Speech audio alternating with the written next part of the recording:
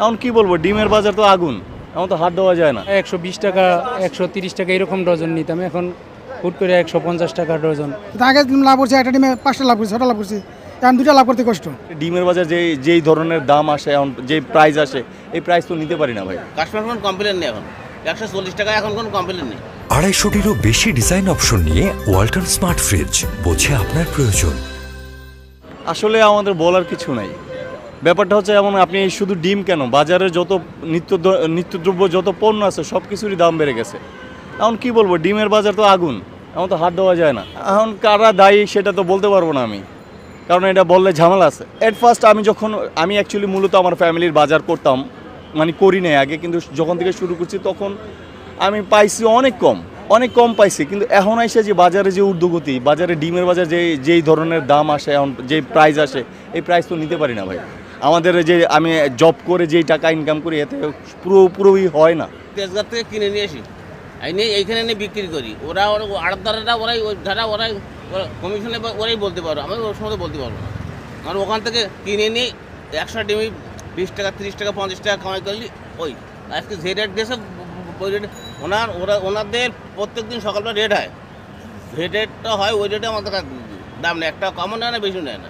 150 টাকা বিক্রি করছিলাম ওই মানে লাল ডিম, এখন বিক্রি করতে 140 টাকা। কাস্টমার কোনো কমপ্লেন নেই, এখন 140 টাকা এখন কোনো কমপ্লেন নেই।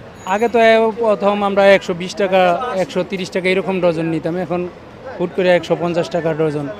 আর এটা আছে একটু সাইজ ছোট, ওইটা আছে হইলো 145 বা 40 টাকা রাখে। না, এটা তো বাজেটের বাইরেই জায়গা। আমাদের অনেকটা ডিম খেতে হয়। একটা ডিম আমরা কিনে নিতাম যেমন 10 টাকা, বেচতাম 20 টাকা, 2 টাকা খরচ করতাম। এখানে 15 টাকা কিনলে 20 টাকা বেচলে আমার পড়তে হয় না তো, কি তারপর আমার এর বেশি চাওয়া যায় না, এটাই ব্যস্ত হয়। কিন্তু আগে লাভ করছে, একটা ডিমে 5টা লাভ করছে, 6টা লাভ করছে, এখন 2টা লাভ করতে কষ্ট। এই যারা ছিনিকুটে আটকে দেয়, আমরা তো খুচরা বেশি আসে 30টা নিমু, আমার 500 দেবে, আমার 30টা লাগবে, ওই 30,000 50টা বেশি কিনতে হয়, আমার লাভ তো 50টা বেশি হয় না। ওই যে এখন নিজের 90 টাকা আগে নিতাম, এর মাঝে নিচে 300 টাকা, এখন এই 360 টাকা 70 টাকা। দাম তো অনেক বেশি, এখনও অনেক বেশি, ক্রেতাদের এখনও নাগালের পর্যায়ে না, এখনও দাম অনেক বাড়তি। একটা ডিম যদি এখনও 14 টাকা 15 টাকায় দিয়ে কিনে খাইতে হয়, আমরা সাধারণ মানুষ কীভাবে আমরা খাইতে পারি? এইভাবে দাম যদি না কমে এইভাবে আমরা তো মানে গরিব মানুষের পক্ষে সম্ভব না এইভাবে। এটা যারা ব্যবসায়ী এরাই ভালো বলতে পারবে। এরা এখন তো টেলিভিশনে দেখি যে SMS এর মাধ্যমে নাকি এরা নিয়ন্ত্রণ করে, কারসাজি করতেছে। এখন ডিমের বাজার তো এরকমই চলতেছে, এখন দেখা যাচ্ছে। রাস্তায় এই যে যানজট বা রাস্তা ভাঙার কারণে আমাদের অনেকগুলো ডিম ভেঙে যায়, এ একটা। আরেকটা হচ্ছে অনেক সময় আমাদের এই আড়ত থেকে ডিমটার দাম বেড়ে যায়।